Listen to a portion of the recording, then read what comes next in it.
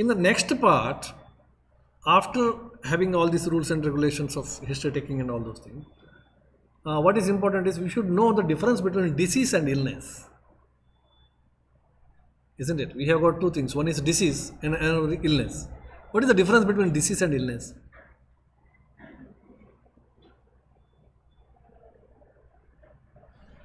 Disease is change in the body normal physiology. When the body normal physiology has been changed, that is called as pathology. The pathological state is called as a disease with some presentation of symptoms, signs and biochemical variations. There are some biochemical changes in the body. Biochemical values, glucose कम हो गया, bilirubin बढ़ गया, biochemical values सब change हो गए, ठीक है, कुछ सिम्टम्स आ गए, ठीक है, और नॉर्मल बॉडी फिजियोलॉजी से वो चेंज हो गए. That condition is called as disease, disease, discomfort. What is illness? Illness is suffering. Illness is suffering of the patient, ठीक है. This particular illness is not an objective phenomena. This illness is a subjective phenomena. Because illness will going to change from person to person. Headache हो रहा है, आपका जो illness है, मुझे headache हो रहा है, मेरा जो इलनेस है, ग्रेटली डिफर. आप उसको टॉलरेट नहीं कर पा रहे हो, मैं उसको टॉलरेट कर रहा हूँ, ठीक है. तो इलनेस आपके पास भी है, मेरा पास भी है, but I am showing less illness और less suffering. So illness is nothing but it is a suffering. Illness is a suffering. Whereas disease is more objective phenomena. Disease क्या ऑब्जेक्टिव है? डिसीज हो गया बोल के आप बायोकेमिकल इन्वेस्टिगेशन करके आप प्रूव कर सकते हो, है ना. डिसीज हो गया बोल के आप कोई साइन से आप देख सकते हो, डिफरेंट साइंस, ठीक है, डिफरेंट एग्जामिनेशन करके देख सकते हो. वो अगर किसी को है तो वो है, it is not changeable. But illness is not like that, ठीक है. Now another important thing is, you say whenever there is a disease there will be illness. Do you agree with this? जहां पे disease है वहां पे हमेशा illness है, और जहां पे इलनेस है वहां पे हमेशा डिसीज है. मतलब पहले वाला एग्री नहीं करेंगे आप.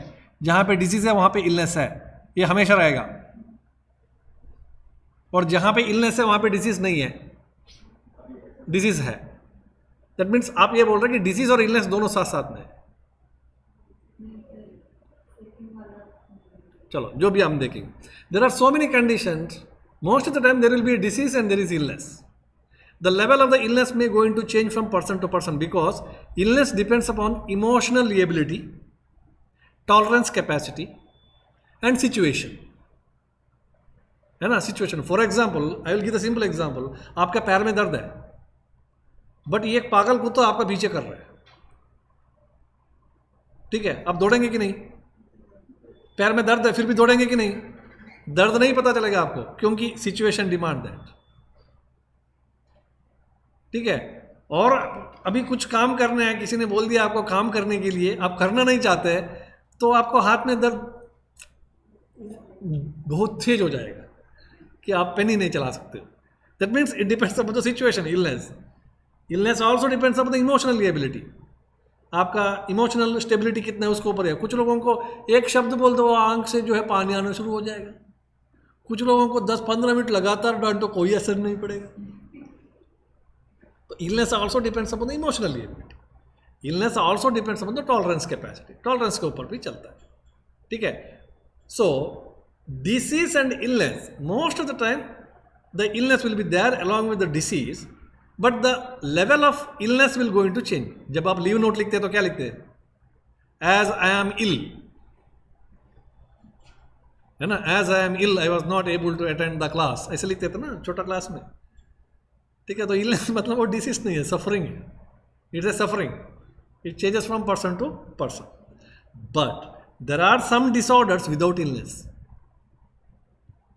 देर are some disorders without illness. For example a patient of hypertension, उसका फैमिली में सबको हाइपरटेंशन है, ठीक है. इस पेशेंट को भी हाइपरटेंशन है, ठीक है. आप उसका बीपी देखेंगे तो वो 150-90 है, फिर भी उसमें कोई सिम्टम नहीं है, कोई इलनेस नहीं है. He is very happy, he is doing all the activity. So disease may be there without any illness. You find many such conditions. समझ में आ रहा है? It is not mandatory that every time there is a disease there should be illness. ऐसा नहीं है. Disease may be there without illness. One of the best example is diabetes. disease अंदर चल रहा है बट आपको अभी शुरुआत का स्टेज है और कोई सिम्टम्स नहीं आ रहे हैं. हाइपरटेंशन है, प्राइमरी हाइपरटेंशन, एसेंशियल हाइपरटेंशन है, ठीक है, बीपी तो बढ़ा हुआ है, फिर भी I am very healthy, I am doing all. एक बार बीपी है बोलने के बाद मैं डिप्रेस हो जाऊंगा, तब तक तो मैं हेल्दी था. ठीक है. So disease may be there without illness. Similarly illness may be there without disease.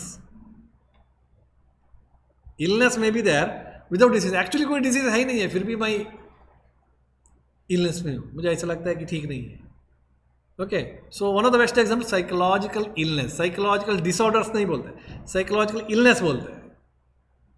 ठीक है. Psychologically you will have illness. That means illness is more functional and disease is more structural or objective. Illness is subjective. Okay. So this context, to prove this context only Ayurveda says Guru Vyadita and Laghu Vyadita. व्याधि तो है सब में, और कुछ लोग गुरु व्याधित है और कुछ लोग लघु व्याधित है. ओके. गुरु व्याधित में क्या है?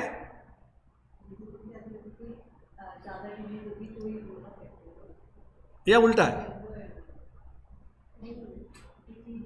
लघु व्याधिता और गुरु व्याधिता. अब प्रेजेंटेशन किस में ज़्यादा होगा? लघु व्याधित में कम डिसीज होने के बाद भी जो है ज़्यादा सफरिंग होगा. गुरु व्याधित में ज़्यादा डिसीज होने के बाद भी कम सफरिंग होगा. Okay. So this changes from person to person.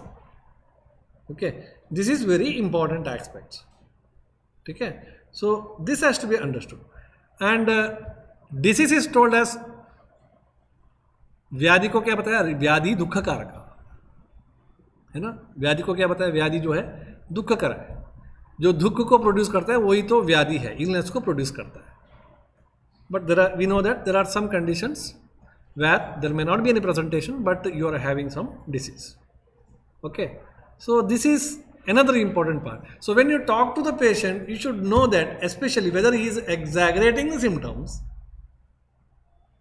or whether he is neglecting the symptoms. History taking में this is second important point, and you should know to which particular point I have to give the importance. Okay. Sometimes patient may exaggerate the associated conditions. Patient का problem और कुछ ही है. Patient तो ये बोल रहा है मुझे भूख ही नहीं लग रहा है. पेशेंट का तो प्रॉब्लम कुछ बड़ा है और पेशेंट बोल रहा है कि मुझे बहुत वीकनेस है. अब ये सब कंडीशंस क्या है? ये सब बहुत सब्जेक्टिव चीज़ है. मुझे बहुत वीकनेस है, ये एक मेन कंप्लेंट हो सकता है. मेन कंप्लेंट हो सकता है. अंडरलाइंग कोई कॉज तो होना चाहिए.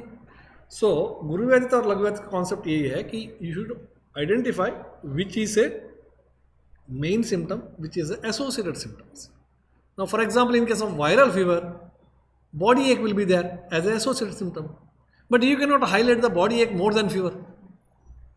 फीवर से ज़्यादा बॉडी एक को जो है हाईलाइट कर रहे हो, पेशेंट तो यही करेगा. पेशेंट को जो है फीवर से ज़्यादा बॉडी एक का प्रॉब्लम हो, पेशेंट तो उसी को हाईलाइट करेगा.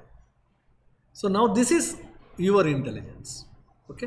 सो this is a second part. So what Ayurveda says therefore is पुरुषम पुरुषम वीक्षा. व्हाट आयुर्वेदा सेज इज, सो जब आप बताएंगे तो पुरुषम पुरुषम वीक्षा वो इंपॉर्टेंट. हर पेशेंट में जो है प्रेजेंटेशन अलग अलग होगा. एक यूनिफॉर्म जो है मेथड आप सबको फॉलो नहीं कर सकते हैं. Even in history taking and also even in treatment and management, everything. Every patient is different, every person is different, and every person is having different types of प्रकृतिज. प्रकृतिज मीन्स जेनेटिक बैकअप. हर पेशेंट का जो एक genetic backup अलग है, वो उसके अकॉर्डिंग जो है आपको प्रेजेंटेशन देंगे ना. Okay. So this is a second important point in history taking. You should know all the difference. Any other words we are commonly using for, एक तो हो गया डिसीज, एक तो हो गया सफरिंग, एक तो हो गया illness. Any other words you are using? Sick. What you mean by sick? I am feeling sick. Illness is sickness, home sickness, suffering है. Okay, sick child, dull,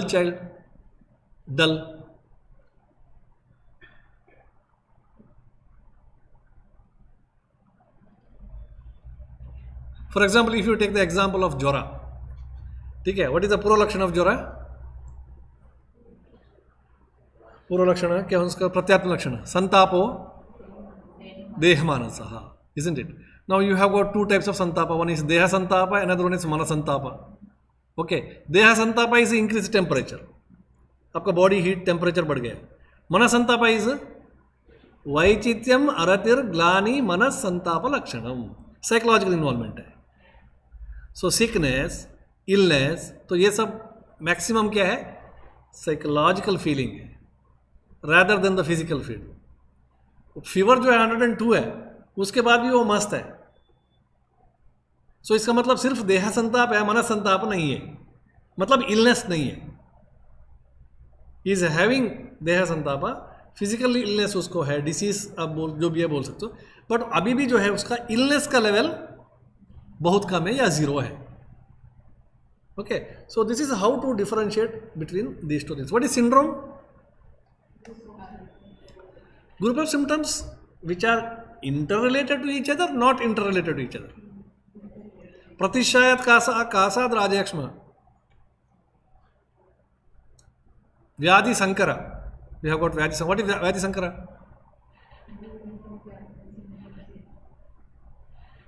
Nidanartakara rogas.